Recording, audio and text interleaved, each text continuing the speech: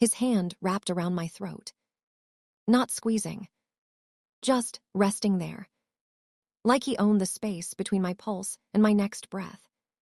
"Say it again," he whispered, his lips brushing my ear. "Tell me you feel nothing." My back pressed against the cold marble wall of his penthouse. His ring, the one I'd placed on his finger 6 months ago in a church full of liars, pressed against my collarbone. I couldn't say it, because I'd already broken the only rule that mattered. 6 months earlier, the deal was supposed to be simple. Pretend to be his wife. Smile at galas, wear the ring, sleep in separate rooms, collect $200,000 when the contract ended. I wasn't supposed to learn his real name. I wasn't supposed to see the tattoos that crawled up his spine, the ones hidden beneath $10,000 suits. And I definitely wasn't supposed to fall in love with Kang Siwoo, the most feared man in Seoul. I met him on the worst night of my life. My father's gambling debts had finally caught up to our family. $50,000 owed to people who didn't send collection notices. They sent body bags. I'd gone to the creditor's office to beg for more time. What I found instead was a massacre. Blood on the walls, bodies crumpled on the floor, and a man in a charcoal suit standing in the center of it all, adjusting his cufflinks like he'd just finished a business meeting. He looked up. Our eyes met, and I made the mistake of screaming. Within seconds, I was pressed against a filing cabinet, his hand clamped over my mouth. SHH. One syllable. That's all it took for my entire body to freeze. He studied me like I was a problem to be solved, not a person, not a witness, just an inconvenience. "You're Park Ji-hoon's daughter," he said. It wasn't a question. I nodded against his palm. His eyes, so dark they looked black in the dim light, flickered with something I couldn't read. "Your father owed these men money," he continued. "Now he owes me, which means..." He tilted his head, almost amused. "You owe me." I should have run. I should have gone to the police, packed my bags, disappeared into some small town where men like him couldn't find me. But you don't run from Kang Siwoo. You survive him.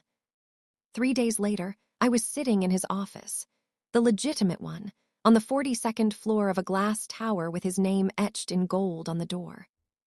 He slid a document across his mahogany desk. "A marriage contract," he said flatly. 6 months, you play the role of my wife. In exchange, your father's debt disappears and you walk away with enough money to start over. I stared at the papers. Why me? Because you have no connections, no family that matters, no one who would ask questions. His jaw tightened. And because my board of directors believes a married CEO is a stable CEO, I need stability, temporarily. And if I refuse? He leaned back in his chair. Then I collect what your father owes the traditional way.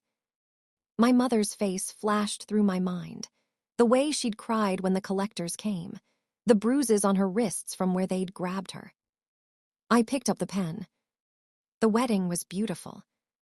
200 guests, a cathedral draped in white roses, a dress that cost more than my apartment, and a groom who hadn't looked at me once. When the officiant told him to kiss the bride, Siwoo leaned in close enough for the cameras to capture intimacy. But his lips only brushed my cheek. "Don't mistake this for anything real," he murmured against my skin. "You're a prop, nothing more." I smiled for the photographers and told myself I didn't care. The first month was easy. We lived parallel lives in his penthouse, separate bedrooms, separate schedules. Our only interactions were public appearances where he'd place his hand on the small of my back and I'd pretend the warmth didn't make me shiver. He was cold, distant, controlled. And I told myself that was exactly what I wanted. But then the cracks started to show. I found him one night in his study at 3 a.m., a glass of whiskey untouched on his desk, his head in his hands. "You should be asleep." His voice was rough, exhausted. I heard something break. He glanced at the shattered crystal on the floor. A decanter he must have thrown. It's handled. I should have left. Instead, I walked closer. What happened? For a long moment, he didn't answer. Then, quietly, someone I trusted betrayed me. Someone who's been with me for 15 years. I didn't know what to say.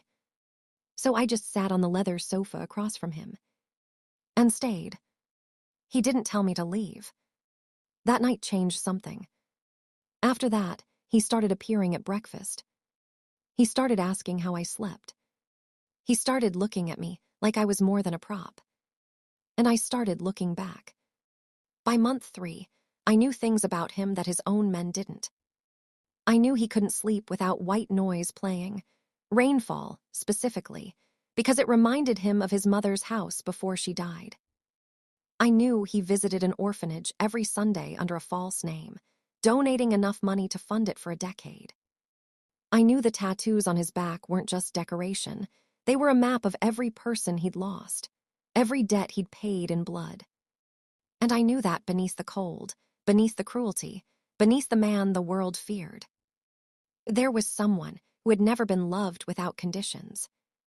You're getting too comfortable. He said it one evening while we stood on his balcony, the city glittering beneath us like scattered diamonds. Excuse me. The way you look at me. His eyes didn't leave the skyline, like I'm someone worth saving. My heart stuttered. Maybe you are. He turned then, slowly, dangerously. I've killed 17 people with my own hands. His voice was ice. I've destroyed families, ruined lives, built an empire on bones. He stepped closer. What part of that is worth saving? I should have stepped back. I didn't. The part that hates yourself for it. His jaw clenched. For a moment, I thought he might yell, might throw me out, might remind me violently of my place. Instead, he lifted his hand and brushed a strand of hair behind my ear. You're going to regret meeting me, he whispered. Maybe, I admitted, but I don't regret staying. Month 4. Things escalated.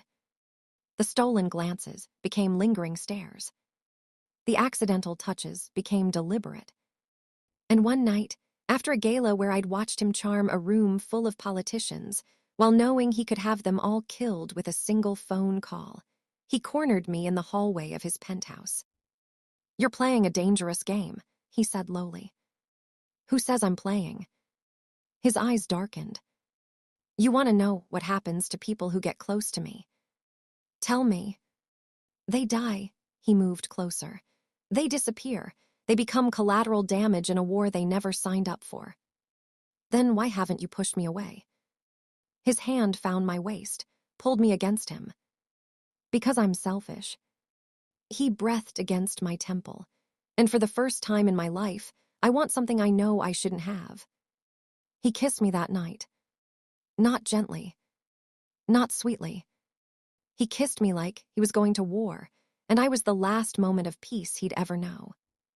And when he pulled back, his forehead resting against mine, I saw something I'd never seen in his eyes before. Fear. This changes nothing, he said roughly. The contract ends in 2 months, and when it does, you walk away. You forget me. You live a normal life with a normal man who won't get you killed. And if I don't want normal? His grip tightened on my waist. Then you're a fool. Maybe, I cupped his face in my hands, but I'm your fool. Month 5. The war came to us. A rival syndicate, the ones who had killed his father 20 years ago, decided Siwoo had grown too powerful. They wanted his territory, his empire, his head. And when they couldn't get to him directly, they came for me. I don't remember much about the kidnapping. A black van, rough hands, a needle in my neck. When I woke up, I was tied to a chair in a warehouse that smelled like rust and gasoline. And a man with cold eyes was asking me questions about Siwoo. Where does he hide his money? Who are his informants? What are his weaknesses? I didn't answer. Not because I was brave, but because I realized, with horrifying clarity, that I had become his weakness. And I would rather die then let them use that against him. The beating lasted 2 hours. By the end, I couldn't see out of my left eye. My ribs screamed with every breath. Blood dripped from my mouth onto the concrete floor. But I didn't talk. And then the door exploded. I'll never forget the look on his face. Siwoo didn't walk into that warehouse. He descended upon it, like vengeance made flesh. His men swarmed behind him, but he didn't wait for them. He moved through his enemies like water through cracks, fluid, inevitable, unstoppable.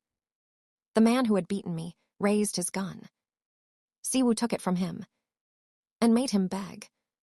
I should have been horrified.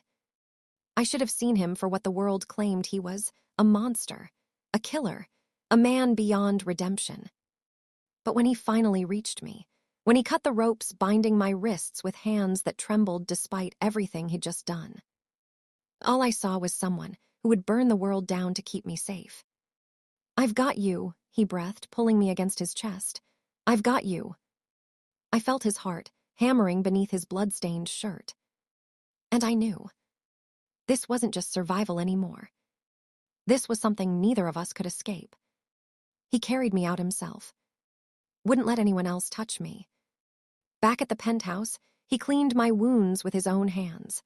Applied bandages with a gentleness that seemed impossible for a man who had just killed 6 people without blinking. "You should have talked," he said quietly as he wrapped gauze around my wrist. "You should have given them whatever they wanted." "No. You almost died." "So did you." I touched his face. His cheek was bruised, his knuckles split open. "Every day since we met, you've been risking your life for this empire, for power, for a legacy no one will even thank you for." My voice cracked. "Let me risk something too. Let me risk something for you." His eyes glistened. For the first time since I'd known him, Kang Siwoo looked like he might break. "I don't deserve you," he whispered. "Maybe not." I leaned my forehead against his. "But you have me anyway." That night, for the first time, he stayed. Not in his room. In mine. He held me like I was something precious, something fragile, something he'd been searching for his entire brutal life. And when I woke up at 3 a.m. to find him watching me with something painfully close to reverence, he said the words I never expected to hear. "Stay. The contract ends in 3 weeks. Forget the contract." His voice was raw. "Forget the money. Forget every reason you came here." He took my hand, pressed it to his chest. "Stay because you want to. Stay because..." He swallowed. "Because I love you. And I will spend the rest of my life undeserving of you, but I swear to God, I will spend every second trying anyway." The 6 months ended on a Tuesday. The contract expired at midnight. I could have walked away with my money, my freedom, a clean slate.